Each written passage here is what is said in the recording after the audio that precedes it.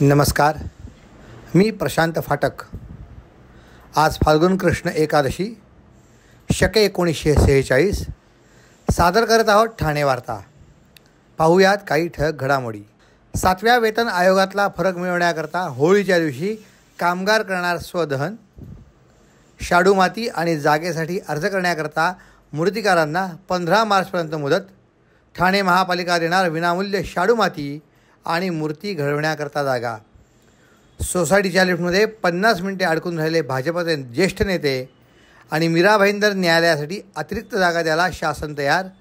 मीरा भाईंदर दिवाणी न्यायालयाचे उपमुख्यमंत्री एकनाथ शिंदे आणि न्यायमूर्ती अभय ओक यांच्या हस्ते लोकार्पण. आम्हाला फेसबुक आणि यूट्यूबवर फॉलो करायला विसरू नका. तर पाहूया काही ठळक घडामोडी विस्तृतपणे, पण काही क्षणातच. आपण पाहत आहात श्री स्थानक वाहिनी, ठाणे जिल्ह्याचं मुख्य व्यासपीठ. ठाणे वार्ता पहा श्री स्थानक वाहिनीवर. आता सकाळी 9:15 पासून रात्री 9:15 पर्यंत ठाणे वार्ता, ठाण्यातील पहिलं दृकश्राव्य माध्यम. ठाणे वार्ता आणि श्री स्थानक वाहिनीचं लाईव्ह स्ट्रीमिंग ठाणेवार्ता.com वरील लाईव्ह स्ट्रीमवर क्लिक करा आणि अगदी मोबाईलवरही ठाणे वार्ता श्री स्थानक वाहिनीचा आनंद लुटा. यासाठी आमचं ॲप डाउनलोड करा. ठाणे वार्ता पहा श्री स्थानक वाहिनीवर. आता सकाळी 9:15 पासून रात्री 9:15 पर्यंत ठाणे वार्ता, ठाण्यातील पहिलं दृकश्राव्य माध्यम. आपण पाहत आहात श्री स्थानक वाहिनी, ठाणे जिल्ह्याचं मुख्य व्यासपीठ. माजी केंद्रीय राज्यमंत्री कपिल पाटील यांच्या मार्गदर्शनाखाली भिवंडी तालुका भारतीय जनता पार्टीकडून 1 ते 12 मार्च दरम्यान विविध कार्यक्रमांचे आयोजन केले गेले आहे. यामध्ये रविवारी तालुक्यातल्या इताडे या ठिकाणी भाजपा तालुका उपाध्यक्ष जगन पाटील यांनी बैलगाडा शर्यतीचे आयोजन केले होते. 1 4 व्हीलर, 7 बाईक आणि 10 फ्रीज बक्षीस असलेल्या बैलगाडा शर्यतींमध्ये सुमारे 250 बैलगाडे सहभागी झाले होते. सायंकाळी माजी केंद्रीय राज्यमंत्री कपिल पाटील यांनी या स्पर्धा ठिकाणी भेट दिली. यावेळी कपिल पाटील यांची बैलगाडीतून मिरवणूक काढली. यावेळी स्वतः कपिल पाटील यांनी या बैलगाडीचे सारथ्य केले. यावेळी उपस्थित प्रेक्षकांसाठी लकी ड्रॉ काढण्यात आला. त्यामधील विजेत्यांच्या नावाची घोषणा कपिल पाटील यांनी केली. चांगल्या बैलगाडा स्पर्धा कोठेही पाहायला मिळत नाहीत असे सांगत इताडे येथील नियोजनबद्ध बैलगाडा शर्यतींच्या कार्यक्रमाचे आयोजन करणारे देवेश पाटील, जगन पाटील यांचे कौतुक करत कपिल पाटील यांनी बक्षिसांची रेलचेल असलेल्या या स्पर्धा मागील वर्षापेक्षा अधिक भव्य दिव्य घडवून आणल्याचे सांगितले. भाजपा पक्षाकडनं मागील आठवडाभर विविध उपक्रम राबविले गेले आहेत, ज्यामधून समाजाच्या हिताचे काम करत तरुणांना प्रोत्साहन कसे देता येईल हा दृष्टिकोन ठेवला गेला आहे. एवढ्या मोठ्या संख्येने जेव्हा स्पर्धक स्पर्धेसाठी येतात तेव्हा आयोजकांचे यश सिद्ध होते, अशा शुभेच्छा माजी केंद्रीय राज्यमंत्री कपिल पाटील यांनी दिल्या आहेत. बदलापूरमध्ये महाराष्ट्र जीवन प्राधिकरणाच्या कार्यालयात आग लागल्याची घटना घडली आहे. महाराष्ट्र जीवन प्राधिकरणाच्या कार्यालयातल्या रेकॉर्ड रूममध्ये ही आग लागली. या आगीत रेकॉर्डमधली कागदपत्रे जळून खाक झाली आहेत. या आगीची माहिती मिळताच अग्निशमन दलाने घटनास्थळी धाव घेत आग विझवली. शॉर्ट सर्किटमुळे ही आग लागल्याची प्राथमिक शक्यता व्यक्त होत आहे. या आगीत महाराष्ट्र जीवन प्राधिकरणाचे रेकॉर्ड जळाल्याची भीती आहे. ठाणे शहरातल्या मध्यवर्ती भागात असलेल्या कॅसल मिल नाक्यावरच्या जुन्या वसाहतीच्या पुनर्विकासाचा भूमिपूजन सोहळा आज पार पडला. जीवनज्योती SRA गृहनिर्माण संस्था या भव्य प्रकल्पाचा भूमिपूजन सोहळा जनसेवक आमदार संजय केळकर यांच्या हस्ते आज पार पडला. ठाणेकरांना हक्काची चांगली दर्जेदार घरे मिळण्याकरता आम्ही सदैव प्रयत्नशील असल्याचे सूतोवाच आमदार संजय केळकर यांनी यावेळी केले. नागरिकांच्या प्रत्येक समस्यांसाठी प्रत्येक वेळी आम्ही आवाज उठवला आहे. समाजातल्या शेवटच्या घटकाला न्याय मिळेपर्यंत आमचे काम सुरू राहील असा विश्वास आमदार संजय केळकर यांनी व्यक्त केला आहे. ठाणे शहरातल्या जुन्या इमारती आणि झोपडपट्टी पुनर्विकास टप्प्याटप्प्याने मार्गी लागत असून सर्वसामान्य नागरिकांना त्यांची हक्काची व अधिकृत घरं मिळण्याकरता विविध विकास प्रकल्प सुरू आहेत. या सोहळ्याच्या उद्घाटनप्रसंगी विकास सीताराम राणे, ज्येष्ठ वास्तुविशारद उल्हास प्रधान, विकास पाटील, परिवहन सेक्रेटरी ठामपा, महेश कदम, उपाध्यक्ष ठाणे शहर भाजपा आणि प्रकल्पाचे संचालक शत्रुघ्न यादव, स्थानिक नागरिक तसेच विविध मान्यवर यावेळी मोठ्या संख्येने उपस्थित होते. महागाई वाढत असता EPS 95 म्हणजेच कर्मचारी निवृत्ती योजना 95, पेन्शनधारक मात्र किमान 1,000 रुपये पेन्शनवर जगत आहेत. ठाणे लोकसभेचे खासदार नरेश म्हस्के यांनी संसदेत 0 प्रहर कालावधीत पेन्शनधारकांच्या प्रश्नावर आवाज उठवत किमान 7,500 रुपये पेन्शन करावी अशी आग्रही मागणी केली. केंद्रीय कामगार आणि रोजगार मंत्रालय अंतर्गत EPS 95 पेन्शन योजनेच्या पेन्शनधारकांना भेडसावणाऱ्या समस्यांकडे नरेश म्हस्के यांनी आज सभागृहाचे लक्ष वेधले. देशभरात केंद्र आणि राज्य सरकारचे उपक्रम, खाजगी संस्था, कारखान्याशी संलग्न असलेले 78 लाख पेन्शनधारक किमान 1,000 रुपये पेन्शनवर जगत आहेत. सध्याच्या परिस्थितीत ही रक्कम अत्यंत अपुरी असून मूलभूत गरजा आणि आरोग्य सेवांपासून ते वंचित आहेत. 2013मध्ये कोश्यारी समिती, 2018मध्ये संसदीय समिती, EPOच्या उच्चस्तरीय समितीने किमान पेन्शन दरमहा 7,500 रुपये तर कमाल 10,500 रुपये असावी अशी शिफारस केली होती. मात्र त्याची अद्याप ठोस अंमलबजावणी झाली नसल्याची बाब खासदार नरेश म्हस्के यांनी सभागृहाच्या निदर्शनास आणून दिली. गेल्या 7 ते 8 वर्षापासून पेन्शनधारक या मागणीकरता आंदोलन करत आहेत, पण दुर्दैवाने त्यांचा आवाज आजतागत ऐकला गेला नाही. EPS 95 या योजनेत त्वरित सुधारणा व्हावी आणि किमान पेन्शन 7,500 रुपये दरमहा करावी अशी मागणी खासदार नरेश म्हस्के यांनी केली. तसेच पेन्शनधारक आणि शिवाय त्यांच्या कुटुंबियांचा महागाई भत्ता आणि मोफत आरोग्य सेवा देण्यात याव्यात. त्यामुळे पेन्शनधारकांचे जीवनमान तर सुधारेल, शिवाय त्यांच्या दशकांच्या योगदानाचाही सन्मान होईल. ज्येष्ठ नागरिकांच्या प्रश्नांना प्राधान्यक्रम देऊन त्यांना न्याय देण्याची जबाबदारी या सभागृहाची आणि सरकारची असल्याचे खासदार नरेश म्हस्के यांनी स्पष्ट केले. ठाणे लोकसभा मतदारसंघातल्या पेन्शनधारकांनी आणि संघटनांनी खासदार नरेश म्हस्के यांची नुकतीच भेट घेत पेन्शनधारकांचे प्रलंबित प्रश्न सोडवण्याची विनंती केली होती. खासदार नरेश म्हस्के यांनी संसदेत पेन्शनधारकांच्या प्रश्नांना वाचा फोडण्याचीही ग्वाही दिली होती. पर्यावरणपूरक सण साजरे करण्याकरता मूर्तिकारांना ठाणे महापालिकेतर्फे शाडूची माती आणि मूर्ती घडवण्याकरता जागा विनामूल्य उपलब्ध करून देण्यात येणार आहेत. आत्तापर्यंत शाडूच्या मातीसाठी 10 मूर्तिकारांनी तर जागेसाठी 5 मूर्तिकारांनी अर्ज केला आहे. मातीची उपलब्धता आणि प्रभागनिहाय जागांचे नियोजन करण्याकरता मूर्तिकारांनी शाडूच्या मातीची मागणी 15 मार्चपर्यंत ठाणे महापालिकेकडे नोंदवावी, तसेच जागेसाठीही अर्ज करावा असे आवाहन ठाणे महापालिकेतर्फे करण्यात आले आहे. शाडूच्या मातीच्या खरेदीसाठी ठाणे महापालिकेला मागणी नोंदवायची आहे. त्यासाठीची निविदा प्रक्रिया पूर्ण करून लवकरात लवकर ही माती मूर्तिकारांना उपलब्ध व्हावी या दृष्टीने मूर्तिकारांनी मातीची मागणी 15 मार्चपर्यंत महापालिका मुख्यालय येथील पर्यावरण विभागाच्या कार्यालयात नोंदवावी असे आवाहन पर्यावरण विभाग प्रमुख मनीषा प्रधान यांनी व्यक्त केले आहे. कळवा आणि वर्तकनगर प्रभाग समिती वगळता इतर प्रभाग समिती क्षेत्रातून जागा किंवा मातीकरता अर्ज आलेले नाहीत. त्यामुळे मूर्तिकार संघटनेही त्यात पुढाकार घेऊन महापालिकेस सहकार्य करावे असे आवाहन प्रधान यांनी केले आहे. पर्यावरणपूरक गणपती साजरा करण्याकरता ठाणे महापालिकेने आयुक्त सौरभ राव यांच्या निर्देशानुसार मूर्तिकार तसेच सार्वजनिक गणेशोत्सव मंडळ यांची 16 जानेवारी रोजी बैठक घेतली. तसेच 3 फेब्रुवारी रोजी पर्यावरणपूरक गणेशोत्सव नियमावली 2025 प्रसिद्ध करण्यात आली आहे. या बैठकीत झालेल्या चर्चेनुसार मूर्तिकारांनी शाडूच्या मातीची मागणी तसेच जागेसाठी अर्ज लवकरात लवकर करावा. शाडूच्या मातीसाठी ठाणे महापालिका मुख्यालय 5 पाखाडी येथील प्रदूषण नियंत्रण विभाग तर जागेसाठी संबंधित प्रभाग समिती कार्यालय येथे अर्ज करावा लागणार आहे. तरी संबंधित मूर्तिकारांनी या दोन्ही गोष्टी शनिवार 15 मार्चपर्यंत कराव्यात असे आवाहन ठाणे महापालिकेतर्फे करण्यात आले आहे. उच्च न्यायालयाच्या आदेशानुसार ठाणे महापालिका क्षेत्रातले ध्वनी प्रदूषण तर अनधिकृत किंवा अनियमित मंडपरचना यांच्याबाबत नागरिकांना तक्रार नोंदवता यावी यासाठी तक्रार निवारण प्रणाली तयार करण्यात आली आहे.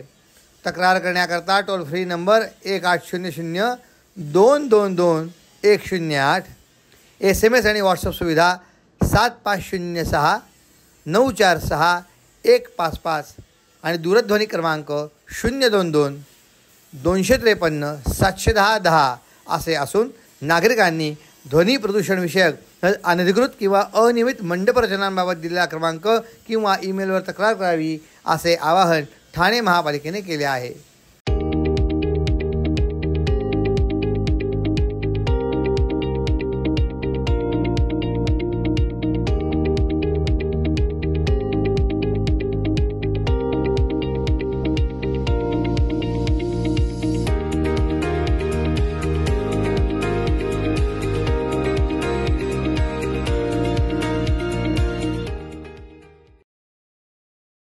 पिरामल वैकुंठ येथे राहणारे भाजपाचे ज्येष्ठ नेते ओमप्रकाश शर्मा हे त्यांच्या घरी जात असताना लिफ्ट अचानक बंद पडल्याने ते 50 मिनिटं लिफ्टमध्ये अडकले. त्यावेळी त्यांच्यासोबत एक सरकारी अधिकारीही होता. सुमारे 50 मिनिटांनी लिफ्टचा दरवाजा उघडल्यानंतर त्यांनी सुटकेचा निश्वास सोडला. 73 वर्षीय भाजपचे ज्येष्ठ नेते ओमप्रकाश शर्मा यांना मधुमेहाचाही त्रास आहे. त्यांनी पिरामल वैकुंठ बाळकुंभ ठाणे येथील विहान इमारतीत एक चांगला फ्लॅट विकत घेतला. महिनाभरापूर्वी तिथे ते राहायला गेले. सायंकाळी 6च्या सुमारास आपल्या घरी जात असताना अचानक लिफ्ट बंद पडल्याने ते त्यात अडकले. त्यावेळी त्यांच्यासोबत एक सरकारी अधिकारीही होता जो त्यांना पोचविण्यासाठी गेला होता. लिफ्टमध्ये अडकल्याने त्यांना अस्वस्थ वाटू लागले. चक्कर आल्याने अधिकाऱ्याने त्यांना लिफ्टमध्ये झोपण्याचा सल्ला दिला. सुमारे 50 मिनिटांनंतर लिफ्टच्या कर्मचाऱ्यांनी दरवाजे उघडून त्यांना बाहेर काढले. या घटनेनंतर शर्मा यांनी सांगितले की जेव्हा लिफ्ट बंद पडली तेव्हा त्यात अडकल्यामुळे मी घाबरलो आणि चक्करून पडलो. मधुमेहामुळे त्यांना खूप त्रास सहन करावा लागला, पण त्यांच्यासोबत असलेल्या अधिकाऱ्याच्या सहकार्यामुळे त्यांना थोडा दिलासा मिळत होता. लिफ्टचे दरवाजे उघडल्यानंतर सुखरूप घरी पोहोचल्याबद्दल त्यांनी समाधान व्यक्त केले. या घटनेची तक्रार त्यांनी बिल्डरच्या कार्यालयात ईमेलद्वारे पाठवली आहे, मात्र कोणतेही उत्तर आलेले नाही. याबाबतची माहिती मिळताच त्यांच्या निकटवर्तीयांनी सांगितले की बड्या बिल्डरांच्या सोसायटीची लिफ्ट तुटण्याची किंवा लिफ्ट अडकण्याची बंद पडण्याच्या ह्या घटना चिंताजनक आहेत. अशा परिस्थितीत हृदय बंद पडल्याने मृत्यूही होऊ शकतो. अशा घटनांची गांभीर्याने दखल घेण्याची गरज आहे. सुरक्षित घरात राहण्याकरता लोक आपल्या कष्टाच्या पैशातनं करोडो रुपये देऊन घर विकत घेतात. ही सुरक्षा जर पुरवली जात नसेल तर ही गंभीर बाब आहे, असंही त्यांनी यावेळी सांगितले. महिलांसाठी गर्भाशयाचा मुखाचा कर्करोग हे आव्हान ठरत आहे.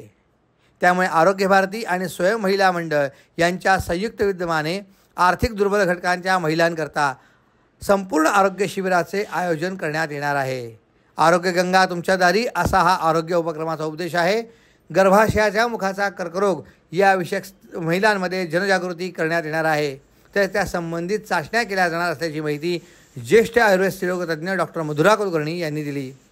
HPV व्हॅक्सिन 9 वर्षापुढील वयोगटातल्या मुली किंवा महिलांना दिली जाते. वॉट्स, योनी, गर्भाशयाच्या मुखाचा कर्करोग हा प्रतिबंधित होऊ शकतो. आरोग्य गंगा तुमच्या दारी या उपक्रमांतर्गत स्त्रियांना बाह्य प्रजनन संस्थेच्या आरोग्य आणि स्वच्छतेबद्दल शिक्षण दिले जाणार आहे आणि या तपासण्यांबद्दल त्यांना प्रेरित केले जाणार आहे. असे सांगताना डॉक्टर कुलकर्णी म्हणाले की गर्भाशय हे स्त्रीचे मन आहे. मनाच्या कितीतरी गोष्टींचा परिणाम गर्भाशयात होत असतो. त्यामुळे गर्भाशयाचे आरोग्य सुधारले तर स्त्रीच्या मनाचे आरोग्य पण सुधारेल. त्यामुळे सर्वांगीण परिपूर्ण आरोग्याकडे लक्ष दिले जाणार आहे.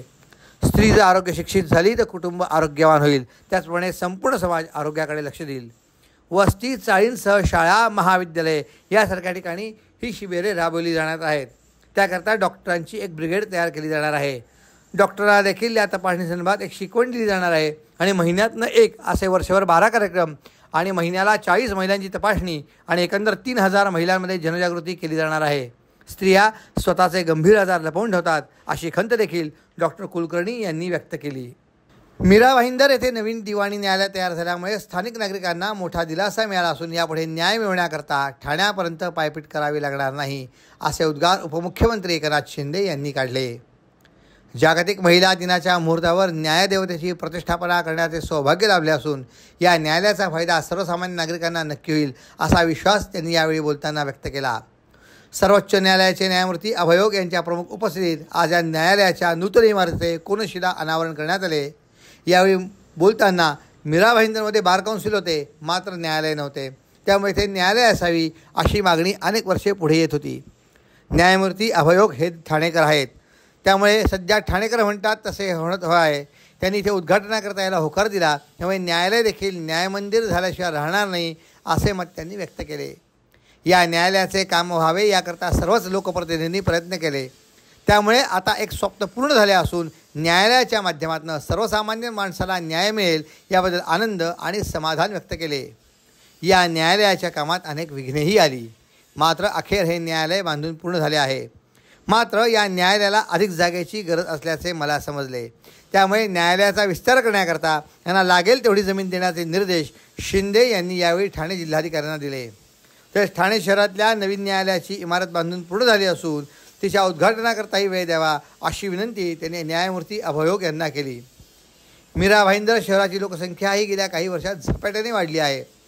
वर्षभरात इथे मेट्रो धावू लागेल. त्यामुळे लोकल गाडीतून मरण यातना झेलत प्रवास करण्यातनं नागरिकांची मुक्तता होईल. त्यामुळे शहरातली वाहतूक कोंडी कमी होईल. ठाणे, मीरा भाईंदर आणि कुर्ला BKC दरम्यान लोकांना अधिक गतीने प्रवास करता यावा याकरता आम्ही पॉट टॅक्सी प्रकल्प करणार असल्याचंही त्यांनी यावेळी सांगितले. 2.5 वर्षाच्या मुख्यमंत्र्यांच्या कार्यकाळामध्ये त्यांनी 32 नवीन न्यायालयांना मान्यता दिली, 14 अतिरिक्त सत्र न्यायालये मंजूर केली, 1100 पदे त्रयस्थ नेमणुकीने भरली, तर 2863 पदे सरळ भरतीने भरल्याचंही त्यांनी सांगितले. मंत्रिमंडळ बैठकीत न्यायालयाचा कोणताही विषय आला तो आम्ही 5 मिनिटात तत्काळ मंजूर करतो असेही शिंदे यांनी आवर्जून सांगितले. या नवीन न्यायालयामुळे फिर्यादीला ठाण्यापर्यंत हेलपाटे न मारता इथेच न्याय मिळेल, त्यामुळे प्रत्येकाच्या पदरात न्याय पडेल असंही त्यांनी यावेळी सांगितले. राज्य शासन हे लोकांकरता कटिबद्ध असून शासन आपल्या दारी हा उपक्रम राबवून आम्ही 5 करोड लोकांना विविध शासकीय योजनांचे थेट लाभ मिळवून दिले होते. आता न्याय लोकांच्या दारी मिळणार असून त्याचा फायदा त्यांना नक्की होईल असा विश्वास शिंदे यांनी व्यक्त केला. तर न्यायालयाच्या अधिकारांचे विकेंद्रीकरण करण्याकरता मीरा भाईंदर येथे नवीन न्यायालय सुरू करण्याला मंजुरी दिली असल्याचे मत सर्वोच्च न्यायालयाचे न्यायमूर्ती अभयोग यांनी व्यक्त केले. ठाणे हा एकमेव जिल्हा असा आहे की ज्यात 7 महानगरपालिका आहेत. त्यामुळे मीरा भाईंदर येथे महानगरपालिका असल्याने तालुका वेगळा नसूनही येथे दिवाणी न्यायालय सुरू करण्याला मंजुरी दिली होती. शिंदे यांनी न्यायालयाच्या कामाला शासन नेहमीच प्राधान्य देते असे सांगितले. आमचे प्रस्ताव तत्काळ मंजूर होतात असंही त्यांनी सांगितले. गेल्या 2 ते 2.5 वर्षात हा बदल झाल्याचे माझ्या सहकाऱ्यांनी मला सांगितले असून हा बदल नक्कीच सकारात्मक आहे असे मत ओक यांनी व्यक्त केले. सध्या मीरा भाईंदर न्यायालयात एकाच न्यायाधीशाची नियुक्ती केली असली तरी भविष्यात या न्यायालयाचे विस्तारीकरण करून 5 ते 6 न्यायाधीशांची नेमणूक करण्यात येईल. या न्यायालयात मिळणाऱ्या न्यायाचा दर्जा हा चांगला असायला हवा, सर्वसामान्यांपर्यंत तो न्याय पोहोचायला हवा अशी अपेक्षा ओक यांनी यावेळी बोलताना व्यक्त केली. CP तलाव येथील कचरा हस्तांतरण केंद्रात कचरा आणण्याकरता विरोध होत असल्याच्या पार्श्वभूमीवर ठाणे शहरातल्या विविध भागात कचऱ्याचे ढीग साचू लागले आहेत. या भागात गेल्या 2 दिवसांपासून घंटागाडी फिरकली नसून शहरातल्या सोसायट्यांबाहेर दुर्गंधी पसरली आहे. दरम्यान शहरातला कचरा तातडीने उचलण्याकरता महापालिका प्रशासनाने कार्यवाही न केल्यास आंदोलन करण्यात येईल असा इशारा भाजपाचे माजी गटनेते नारायण पवार यांनी दिला आहे. वागळे इस्टेटमधल्या CP तलावावर महापालिकेचे कचरा हस्तांतरण केंद्र आहे. या ठिकाणी कचऱ्याचे वर्गीकरण करून तो नंतर डायघरला टाकला जातो. मात्र या केंद्रातल्या दुर्गंधीमुळे नागरिक त्रस्त आहेत. तर शुक्रवारी रात्री कचऱ्याच्या ढिगाला लागलेल्या आगीमुळे या केंद्रावर कचरा गाड्या आणण्यास विरोध केला जात आहे. या पार्श्वभूमीवर महापालिकेने तोडगा काढण्याऐवजी गेल्या 2 दिवसांपासून शहरातल्या काही भागात घंटा गाड्या पाठवणे बंद केले आहे. 2 दिवसांपासून विविध सोसायट्यांमध्ये ठेवलेला हा कचरा जो घंटागाड्यांकडून उचलला जातो तो घंटागाड्या न आल्यामुळे ड्रममध्ये कचरा जमा झाला आहे. तो त्याच ठिकाणी असून परिसरात दुर्गंधी पसरली आहे. या प्रश्नाकडे भाजपाचे महापालिकेतले माजी गटनेते नारायण पवार यांनी लक्ष वेधले असून महापालिका प्रशासनाकडे तातडीने तोडगा काढण्याची मागणी केली आहे. तसेच कचरा न हटवल्यास आंदोलनाचा इशारा दिला आहे. आत्तापर्यंत कचरा विल्हेवाट व डम्पिंग प्रश्नावर कोट्यवधी रुपये खर्च झाले आहेत. राज्य सरकारने डायघर येथे प्रकल्पासाठी जागा दिली, मात्र महापालिका प्रशासन सक्षमपणे कचरा विल्हेवाटीची यंत्रणा उभारू शकली नाही. CP तलाव येथे कचऱ्याच्या प्रश्नावरही तोडगा काढता आला नाही. त्याचा ठाणेकरांना त्रास होत असून शहरातला कचरा वेळीच न उचलल्यामुळे रोगराई पसरण्याची भीती आहे. याकडेही माजी गटनेते नारायण पवार यांनी लक्ष वेधले. देशात तसेच राज्यात 7वा वेतन लागू करण्यात आलेला आहे. मात्र ठाणे महानगरपालिकेकडनं या वेतन आयोगाचा फरक कामगारांना देण्यात आलेला नाही. त्याच्या निषेधार्थ महाराष्ट्र म्युनिसिपल कर्मचारी युनियनचे नेते माजी कार्यकारी अभियंता रवींद्र शिंदे यांनी होळीच्या दिवशी म्हणजे 13 मार्च रोजी ठामपा मुख्यालयासमोर स्वदहन करण्याचा इशारा दिला आहे. केंद्रीय वेतन आयोगाच्या शिफारशी 1 जानेवारी 2016 पासून लागू करण्याची तजवीज करण्यात आली आहे. त्यानुसार शासकीय कर्मचाऱ्यांच्या वेतनात वाढ आणि इतर भत्ते पडले आहेत. परंतु या वेतनाचा फरक कर्मचाऱ्यांना देण्याबाबत आदेश दिलेले असून सुद्धा ठाणे महापालिकेकडनं हा फरक अद्याप देण्यात आलेला नाही. या संदर्भात म्युनिसिपल कर्मचारी युनियनचे नेते माजी कार्यकारी अभियंता रवींद्र शिंदे यांनी अनेक वेळा पत्रव्यवहार केला होता. शिवाय 26 जानेवारी रोजी महापालिका मुख्यालयासमोर आंदोलनाचा इशाराही दिला होता. त्यावेळी पालिका प्रशासनाने पत्रव्यवहार करून हा फरक देण्याचे आश्वासन दिले होते. मात्र अद्यापही फरकाची रक्कम दिलेली नाही. तर निवृत्त कर्मचाऱ्यांची देणी देखील पूर्णपणे दिलेली नाहीत. त्या निषेधार्थ म्युनिसिपल कर्मचारी युनियनचे नेते माजी कार्यकारी अभियंता रवींद्र शिंदे यांनी ज्या दिवशी होळी पेटेल त्या दिवशी दुपारी आम्ही स्वतःला पालिका मुख्यालयासमोर पेटवून घेऊ असा इशारा दिला आहे. या संदर्भात आपण पालिकेच्या संबंधित अधिकाऱ्यांची भेटही घेतली होती, पण योग्य प्रतिसाद मिळत नसल्याने आपण हे पाऊल उचलत असल्याचे शिंदे यांनी यावेळी सांगितले. अहो, आपण आपलं घर स्वच्छ, सुंदर, नेटनेटकं ठेवतो ना, मग आपण आपल्या शहराच्या बाबतीत उदासीन का? आपलं शहर स्वच्छ, सुंदर आणि नेटनेटकं ठेवणं ही आपली जबाबदारी आहे, हो ना? मग उचला फोन आणि विना परवाना होर्डिंग्स, बॅनर्स कुठे दिसले तर 1800-222-108 या टोल फ्री क्रमांकावर कळवा किंवा 7506946155 या भ्रमणध्वनीद्वारे आपली तक्रार नोंदवा किंवा महापालिकेने तयार केलेल्या स्टार ग्रेड ॲप्लिकेशनद्वारे आपली तक्रार नोंदवा. त्याची दखल त्वरित घेतली जाईल. लक्षात घ्या, आपला छोटासा सहभाग आपलं शहर स्वच्छ, सुंदर आणि नेटनेटकं बनवू शकतो. जसं आपलं घर तसं आपलं ठाणे शहर. आपण आपले कार्यक्रम अथवा बातम्या आम्हाला ठाणेवार्ता@gmail.com या आमच्या ईमेलवर कळवू शकता. ठळक घडामोडी शेवटी पुन्हा एकदा. 7व्या वेतन आयोगातला फरक मिळवण्याकरता होळीच्या दिवशी कामगार करणार स्वदहन. शाडू माती आणि जागेतील अर्ज करण्याकरता मूर्तिकारांना 15 मार्चपर्यंत मुदत. ठाणे महापालिका देणार विनामूल्य शाडू माती आणि मूर्ती घडविण्याची जागा. सोसायटीच्या लिफ्टमध्ये 50 मिनिटे अडकून राहिले भाजपचे ज्येष्ठ नेते. आणि मीरा भाईंदर न्यायालयासाठी अतिरिक्त जागा द्यायला शासन तयार. मीरा भाईंदर दिवाणी न्यायालयाचे उपमुख्य एकनाथ शिंदे आणि न्यायमूर्ती अभयोग यांच्या हस्ते लोकार्पण. या होत्या आमच्या ठाणे वार्ता. आपली एखादी बातमी बघायची राहून गेली असेल तर आपण आमच्या ठाणेवार्ता.in या आमच्या संकेतस्थळाला किंवा आमच्या फेसबुक पेज तसंच यूट्यूब चॅनेलला अवश्य भेट द्या. तर पुन्हा भेटू पुढील बातमीपत्रात, फक्त श्रीस्थानक वाहिनीवर. धन्यवाद.